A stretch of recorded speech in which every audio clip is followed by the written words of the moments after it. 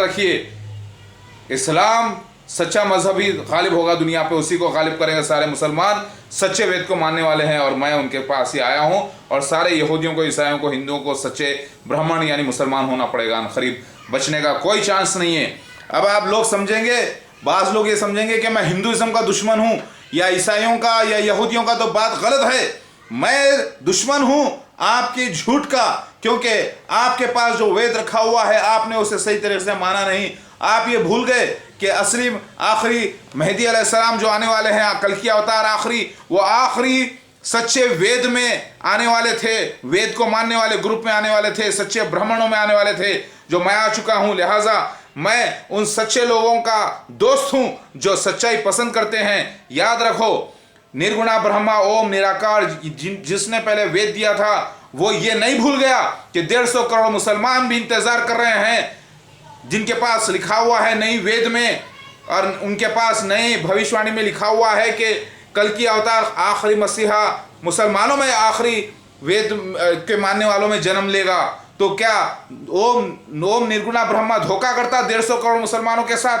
तो क्या ईसाई हजरत के पास जो लिखा हुआ है 200 करोड़ ईसाइयों के पास के आखिरी सेवियर मसीहा इब्ने दाऊद, और यहूदियों के पास जो लिखा हुआ है वो आएगा तो आखिरी ज़माने में आएगा और आखिरी शरीयत के मानने वालों में आएगा? तो क्या ये भी झूठ है, धोखा है? तो क्या निर्गुणा ब्रह्मा ओम निराकार 350 करोड़ लोगों से धोखा करेगा? हरगिज़ नहीं, बल्कि उसने धोखा कभी किसी के साथ नहीं किया, और वो धोखा खाए खुद वो लोग जो पुरानी ही शास्त्र पे अटके रहे। उन्होंने नए नए अवतारों को सच्चे नहीं माना, और आखिरी ऋषि मोहम्मद मुस्तफ़ा सल्लल्लाहु अलैहि वसल्लम को उन्होंने नहीं माना, और इसीलिए वो गुमराह हैं। और उनको चाहिए कि ओम निर्गुणा ब्रह्मा का जो वेद है, जो कुरान है अरबी ज़बान में, उसको पकड़ लें और उसी को फॉलो करें और मेरे साथ हो जाएं, क्योंकि मैं शिव भगवान यानी अवतार, भगवान के माने होते माँ के पेट से पैदा होने वाला, भगवान के माने अल्लाह के, ओम के, निर्गुणा ब्रह्मा के नहीं है, सच्चे एक मालिक के नहीं है। नोट कर लीजिए, ये लोग अपनी ज़बानों को लगाम नहीं देते, क्योंकि इनकी ज़बान को लगाम है ही नहीं, क्योंकि जो दिल में आया कहते हैं। इनके पास भगवान के माने नहीं मालूम, इनको अवतार के माने नहीं मालूम, और अल्लाह के माने, निर्गुणा ब्रह्मा के या फादर के माने नहीं मालूम। ये नहीं मालूम कि सारी दुनिया का मालिक निर्गुणा ब्रह्मा ओम निराकार अल्लाह ही है, जिसे ये लोग अपनी मर्जी से बना के पेश कर रहे हैं, अपनी मर्जी से अवतारों को बना के पेश कर रहे हैं। ये तो होगा इंसानी अवतार, लेकिन अल्लाह ताला का भी तो अवतार मसीह मेहदी अलैहिस्सलाम में आना था, आ गया। देखो, मैं इस वक्त हिंदुस्तान हैदराबाद में हूँ, और ये सब झूठे हैं। ये कल की अवतार 2010 वाले भी नाटक कर रहे हैं, निशान ये लोग पेश तो ज़रूर कर रहे हैं शिव भगवान के यानी कल की अवतार के, लेकिन असली को पेश नहीं कर रहे हैं, क्योंकि वो सारे निशान मेरे साथ फिक्स हैं। चाहे वो भी माथे पे वी का निशान ले लो, या गर्दन पे जो है ना दूसरा निशान ले लो मून का, या कोई और निशान ले लो। परफेक्ट सर्टिफाइड मसीहा मेहदी अलैहिस्सलाम पूरे परिवार के साथ मैं हिंदुस्तान में आ चुका हूँ, और मैं शहर हैदराबाद में हूँ इस वक्त। और इन लोगों की गुमराही में मत जाइए।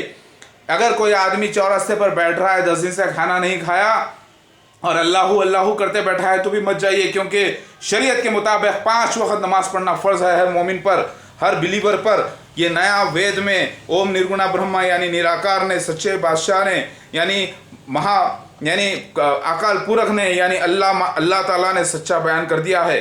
किंतु उससे अपेक्षित लाभ नहीं हो रहा है। सुपात्र धर्मगुरुओं का नितांत अभाव है। ऐसे में समाज का आध्यात्मिक मार्गदर्शन करने के लिए भगवान कल की इस धरती पर अवतरित हुए हैं, और वे अपना कार्य कर रहे हैं, किंतु वे कहां पर हैं यह हमें ज्ञात नहीं है। इस संबंध में हमारे पास कुछ भविष्यवक्ताओं की भविष्यवाणियां हैं जो निम्नवत हैं। जीन डिक्सन अमेरिका के अनुसार भारत के एक ग्रामीण परिवार में एक ऐसे व्यक्ति का जन्म होगा जो अपने कार्यों से पूरे विश्व का ध्यान अपनी ओर आकर्षित करेगा तथा गांधी जी की तरह समाज का मार्गदर्शन करेगा। Professor A.K. दुबे पद्मेश के अनुसार सन 2000 के आसपास ही भविष्य का अवतारी पुरुष प्रकट होगा। चमत्कारी शक्तियों के कारण वह अल्पायु में ही ख्याति प्राप्त करेगा। वह एक ही ईश्वर की पूजा का संदेश देगा मगर कोई नया धर्म नहीं चलाएगा। संसार के अनेक देशों में वह सत्ता परिवर्तन का कारण बनेगा, मगर उन देशों का शासन अपने द्वारा नियुक्त लोगों से कराएगा।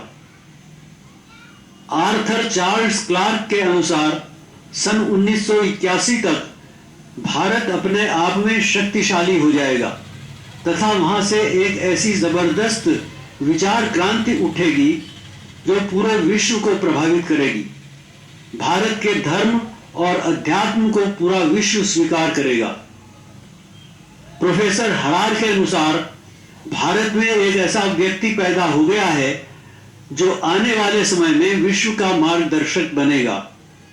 वह व्यक्ति ब्राह्मण है, उसका वर्ण गोरा है तथा वह यज्ञ एवं पूजा पाठ में विशेष प्रवीण होगा। उसका विकास सन 1970 के बाद होना चाहिए। हमें यथाशीघ्र और वो सच्चा ब्राह्मण यानी मुसलमान मैं हूँ, अल्हम्दुलिल्लाह, जो आ चुका हूँ। और आप लोगों को नाटक करने की जरूरत नहीं। असली मसीहा मैं पूरे खानदान के साथ आ चुका हूँ। शिव भगवान कलयुग में कल की अवतार मैं ही हूँ, वो Jesus Christ of second coming, असली मसीहा। और ये झूठे दावेदार जितने भी हैं जो नाटक करके लोगों को गुमराह कर रहे हैं, इनकी तबाही का वक्त आ गया है। और मैं हिंदुस्तान में आ चुका हूँ। मैं ही वो शंकर भगवान शिव हूँ, यानी अल्लाह का दूत, यानी आ चुका हूँ, एक ही मालिक की इबादत करवाने वाला और आखिरी वेद यानी कुरान को मनवाने के लिए, क्योंकि ये निर्गुणा ब्रह्मा ओम की तरफ से है। जिसको हिंदुओं ने, ईसाइयों ने, यहूदियों ने नहीं माना, ये उनकी गलती है।